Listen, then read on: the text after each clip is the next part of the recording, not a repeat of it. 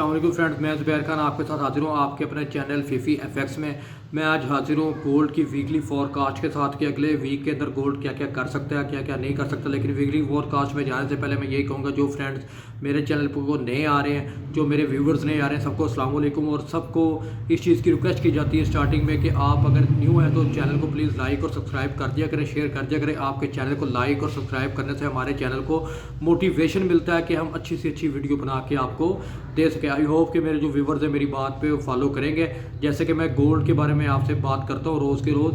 अगर आप और भी कुछ करना चाहते हैं, मतलब कि और भी अगर कोई टेक्निकल चीज़ को समझना चाहते हैं गोल्ड से रिलेटेड, तो मेरे मोबाइल नंबर पर रब्ता कर सकते हैं व्हाट्सएप पे, जो वीडियो के स्टार्ट में आपको मिल जाएगा। और उसके अलावा मेरा अकाउंट है फेसबुक का एफएक्स फीफी, उस पर भी आप मुझसे रब्ता कर सकते हैं, उस पर भी मेरे साथ आप जुड़ सकते हैं। तो आप सर्च करेंगे फेसबुक में जाकर तो एफएक्स फीफी के नाम से आपको ये अकाउंट नंबर मिल जाएगा। उधर मैंने वीडियो भी अपनी पोस्ट करता हूँ डेली की डेली, जो मूवमेंट ऊपर नीचे होती है वो भी बताता हूँ, तो आप प्लीज़ उस पर भी मुझसे रब्ता कर सकते हैं। जो फ्रेंड्स पहले कल की बात कर लेते हैं, कल क्या क्या चीज़ें होंगी। कल जिस चीज़ भाई ने मेरी वीडियो फॉलो की होगी अल्हम्दुलिल्लाह उसने एक बहुत अच्छा प्रॉफिट गेन किया होगा। मैंने फ्रेंड्स बताया था आपको कि गोल्ड से रिलेटेड मार्केट अगर नीचे आती तो हमारा सपोर्टिंग एरिया क्या था, 1746 से 1743 के अंदर का एरिया था हमारा। तो अल्हम्दुलिल्लाह वहाँ तक मार्केट आई, 1745 से 44 का एरिया टच किया मार्केट ने।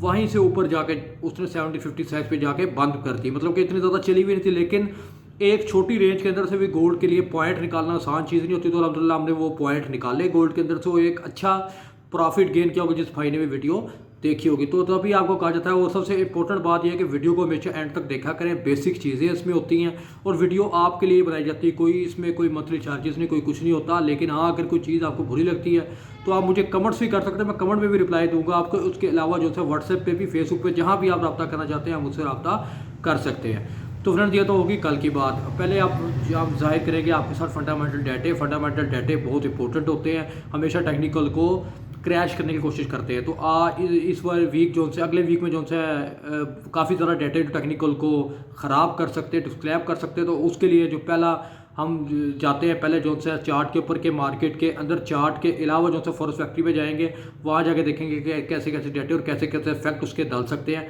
तो ये देखते हैं, पहले मैं आपको ये बताता हूँ कि फॉरेक्स फैक्ट्री पे चलते हैं। पहले मंडे वाले दिन आ जाएंगे फ्रेंड्स। अब मंडे वाले दिन इतने कोई खास डाटा नहीं है। यूरो की ECB प्रेसिडेंट लिगार्डे की स्पीच है, उसके अलावा FOMC मेंबर बुलट स्पीच है, FOMC मेंबर विलियम की स्पीच है। उसके अलावा मंगल वाले दिन आ जाएंगे। मंगल वाले दिन जो उनसे इंपॉर्टेंट डाटे हैं, SPCS कंपोजिट 120 का डाटा है। उसके अलावा CB कंज्यूमर कॉन्फिडेंस है।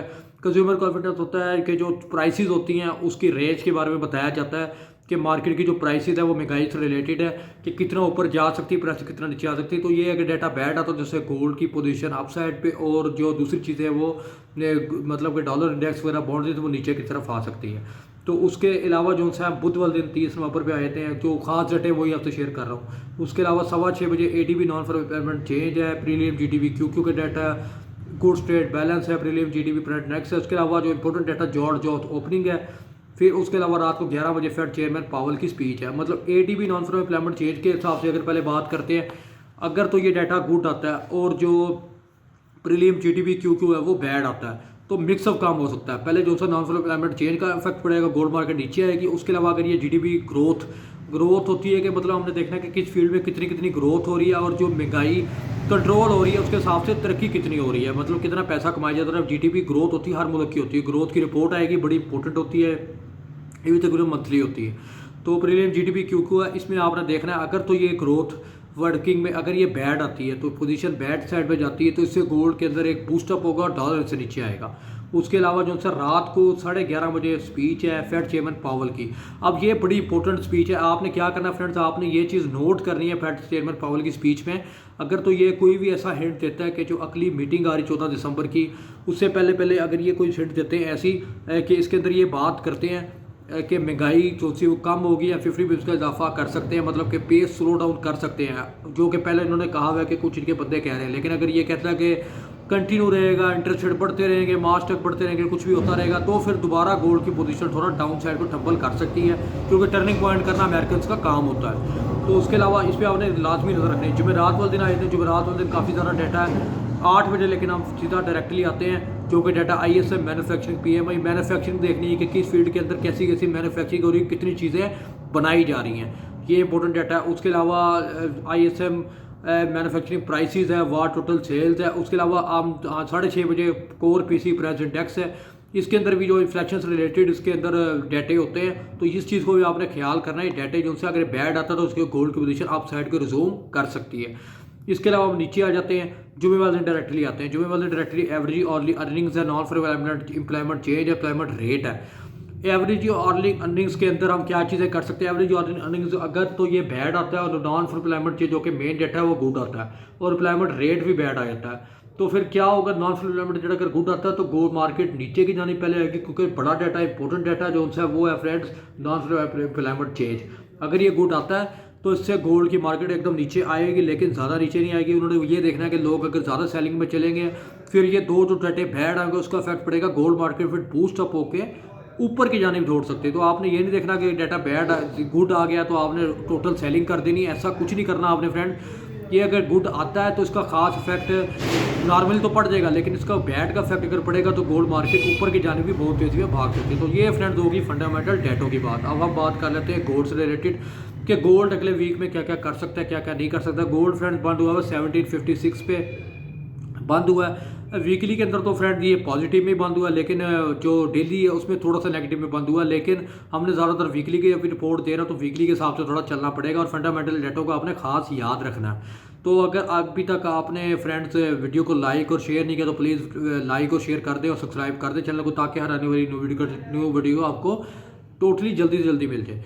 तो 1744 इसका अभी भी पहला सपोर्टिंग एरिया के तौर पे मार्केट काम कर सकती है। मुझे ऐसा लगता है कि अगली वीक में मार्केट दोबारा 1787 तक, फिर उसके बाद 1806 तक दोबारा जा सकती है, जहां से पहले मुड़ के मार्केट आई हुई है, क्योंकि मार्केट को नेगेटिव में बंद हुई है। मैंने क्लियरली बताया था अगर मार्केट 1744 से नीचे बंद हुई होती तो सिनेरियो थोड़ा सा और हो सकता था, लेकिन अभी फिलहाल ऊपर बंद हुई है तो हम सिनेरियो के हिसाब से चलेंगे।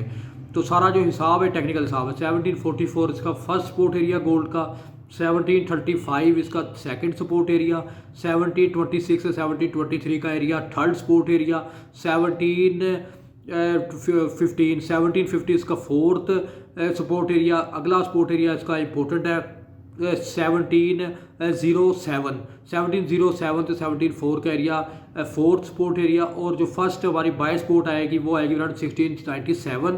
फिर उसके बाद इंट्राडे हिसाब दोबारा इन्वॉल्व होगा, बीच में 1687 का एरिया हमारा इंट्राडे के हिसाब से आ जाएगा। फिर जो हमारी सेकंड और मोस्ट इंपॉर्टेंट सपोर्ट है, जो कि बार बार मार्केट 2 साल वो होल्ड करके रखी थी, अब दोबारा उसी सपोर्ट लेता नजर आ रहा है, वो है 1678 से 75 का एरिया। ये हमारा हो गया फ्रेंड्स बाइंग जोन का एरिया। अगर मार्केट ऊपर जाती है तो कहाँ से मार्केटें मुड़ सकती है, क्योंकि दोनों जोन बताने का मकसद ये होता है कि जो ओपनिंग होती है मंडे की वो बड़ी इंपॉर्टेंट होती है। 4 घंटे वाली जो कैंडल क्लोज होती है उसके हिसाब से थोड़ा हमें चलना पड़ता है। अगर ऊपर जाती है मार्केट तो 1756 से जैसे बंद हुई है 1764 से दोबारा मार्केट हो सकता है थोड़ा सा क्लैश लेने की कोशिश करे, लेकिन मुझे ऐसा लग रहा है कि बेसिकली मार्केट ऊपर ही आएगी। अगर मार्केट नीचे आती है 1746-45 के एरिया से दोबारा बाइंग कर सकते हैं, मतलब अगर 1748 कर लें, हो सकता है मार्केट थोड़ा सा अगर रिट्रेस भी ले तो 1748 से 1745 के अंदर दोबारा आए तो आप दोबारा बाय का रिस्क ले सकते हैं, क्योंकि 1761-2 से दोबारा मार्केट मुड़ी तो ज़्यादा ऊपर जाए तो 1764 हमारा पहला स्टेज है। अगर वहाँ से मार्केट मुड़ के नीचे आती है तो आपने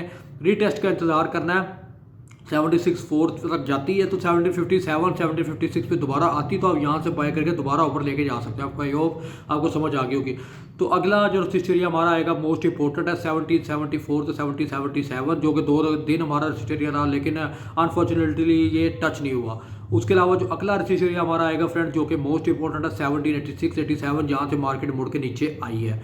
इसके अगला हमारा रेसिस्ट लेवल आएगा फ्रेंड 1795 का। उसके अलावा जो हमारी वीकली रेसिस्ट आ जाएगी फ्रेंड्स, जो कि बहुत इंपॉर्टेंट है, बहुत ज़्यादा इंपॉर्टेंट है। आप इस एरिया को बड़ा आपने याद रखना है। 1805 से लेके 1811 के अंदर most important resist area friends. अगर मार्केट आपको यहाँ मिलती है तो आप लॉन्ग हिसाब से सेलिंग अपॉर्चुनिटी का रिस्क उठा सकते हैं, क्योंकि ये मोस्ट इंपॉर्टेंट एरिया मैं इसको मानता हूँ। ये वो एरिया जहाँ से आप लंबी गेम कर सकते हैं, मतलब लंबी सेलिंग अपॉर्चुनिटी भी उठा सकते हैं। तो आई होप आपको सारी चीज़ों की समझ आ गई, क्योंकि ट्रेंड मुझे ऐसा लग रहा है कि अगले वीक के अंदर मार्केट 1806 और 1811 के घरों को टच कर सकती है, लेकिन इस बिना पे जो मैं टेक्निकल लेवल से फंडामेंटल नहीं बता रहा, फंडामेंटल टेक्निकल पे हावी होते हैं। आपने इस चीज़ को हमेशा याद रखना है। आपको सेल रेसिस्ट भी समझ आ गई, बाय सपोर्ट से समझ आ गई। अगर फिर भी आपको समझ नहीं आई तो आप मेरे व्हाट्सएप नंबर पर मुझसे रब्ता कर सकते हैं। आई होप आपको वीडियो अच्छी लगेगी, तो प्लीज़ चैनल को लाइक और सब्सक्राइब कर दिया करें। आपके लाइक और चैनल को सपोर्ट करने से हमारे चैनल को एक सपोर्ट मिलती है और एक मोटिवेशन मिलता है कि हम अच्छी से अच्छी वीडियो बना के आपको फ्रेंड्स दे सकें। Best of luck for your trade. अल्लाह हाफिज़।